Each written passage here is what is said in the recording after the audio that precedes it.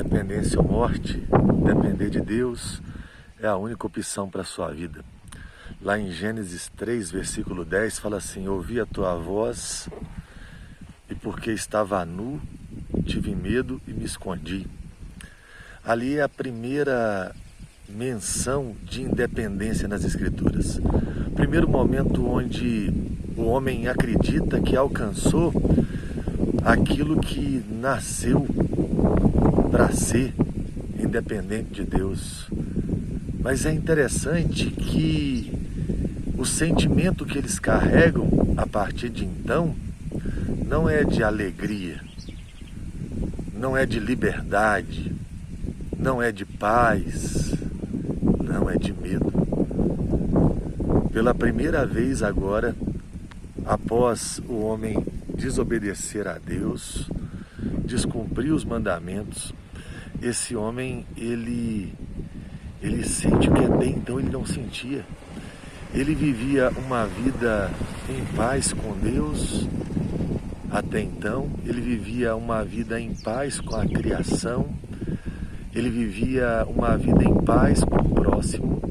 Mas agora ele tem que tecer vestes. Pela primeira vez na história, o homem, ele cria uma coisa sem depender de Deus. Ele cria roupas de figueira pela primeira vez na história. Ele não pergunta para Deus como é, não é fruto de um relacionamento com Deus.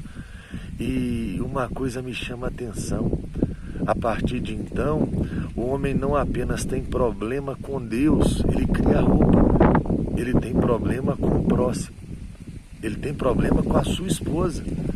Imagine, o problema nunca foi estar nu, porque até aquele momento os dois andavam nus e não tinham vergonha um do outro, e não tinham vergonha de Deus. Eles não tinham esse problema carregando com eles. Mas depois do pecado agora, os olhos são olhos que procuram defeitos, são olhos que enxergam o que há de pior no outro. E a partir de então a gente tem que criar formas de defesa. Imagine isso, tem que criar agora a roupa, porque a nudez agora mostra minhas vergonhas, e a gente começa a criar muros. Daqui a pouco a gente começa a criar grades, a gente começa a criar todo um sistema de proteção, porque é independente de Deus. A vida seria melhor se fôssemos iguais a Deus. É mais ou menos essa a proposta da serpente, não é? Se vocês comerem do fruto que Deus disse para não comer, vocês serão independentes, serão iguais a Deus. Mas olha a crise agora. O homem que, quando viu a mulher pela primeira vez, fez poesia: carne da minha carne, osso dos meus ossos, vai se chamar varoa, porque do varão foi tomado. Agora ele olha para sua esposa e tem medo. Agora ele olha e ele sabe que tem defeito nele, tem problema nele, tem problema nela. Agora os filhos deles irão nascer com problema de fábrica, né? Todo mundo a partir de então vai nascer quebrado, vai nascer em pecado, vai nascer desconfiando, vai nascer com medo. E as pessoas querem dizer para nós que independência de Deus é a solução. Nós somos criados para Deus, e o nosso coração só vai achar descanso em Deus. Nós somos criados para Deus e nós só vamos encontrar a paz verdadeira, o que a gente chama de shalom, sabe, a harmonia entre todas as coisas, em Deus novamente. E a coisa mais espetacular nesse processo todo é que Deus sabe que não dá para que a gente viva assim. E o primeiro ato de misericórdia, a primeira ação do Evangelho é Deus vir atrás.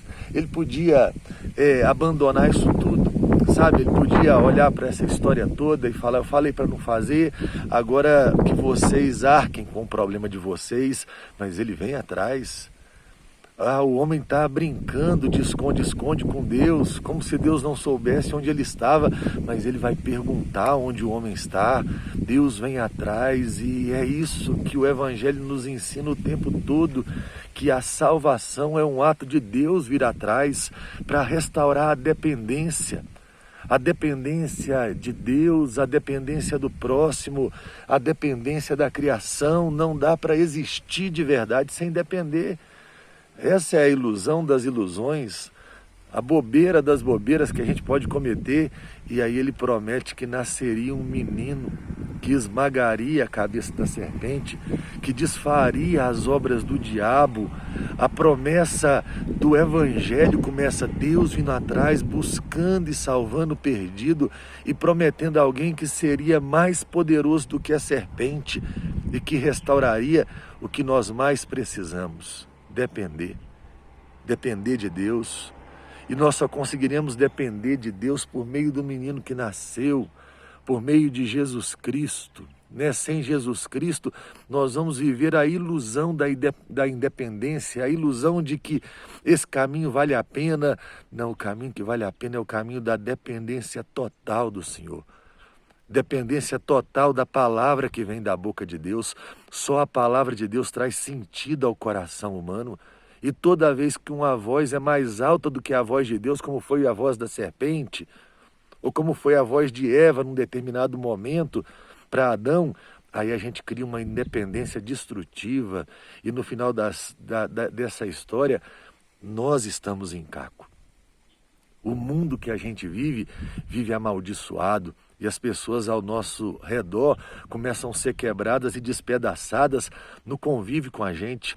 Então uma palavra para você aqui no dia de hoje é que Deus te dê a graça, que Deus te abençoe e te dê olhos para ver, ouvidos para ouvir, um coração para receber o que há de melhor na realidade Cristo Jesus. E recebendo Cristo Jesus, ser tocado pela dependência de Deus. Recebendo Cristo Jesus, amar ao próximo e ser servo do próximo, depender do próximo e caminhar mais longe dependendo, amar Cristo Jesus e entender que a criação é o nosso habitat e que a gente depende desse lugar que a gente vive e que a gente precisa cuidar desse lugar que Deus nos colocou. Então o grande segredo não é um grito de independência, o grande segredo é um grito de dependência. Que Deus te ajude, que Deus te abençoe, que Deus te fortaleça, que Deus te dê um coração para depender. Dependência ou morte. Depender de Deus é a única opção para a sua vida.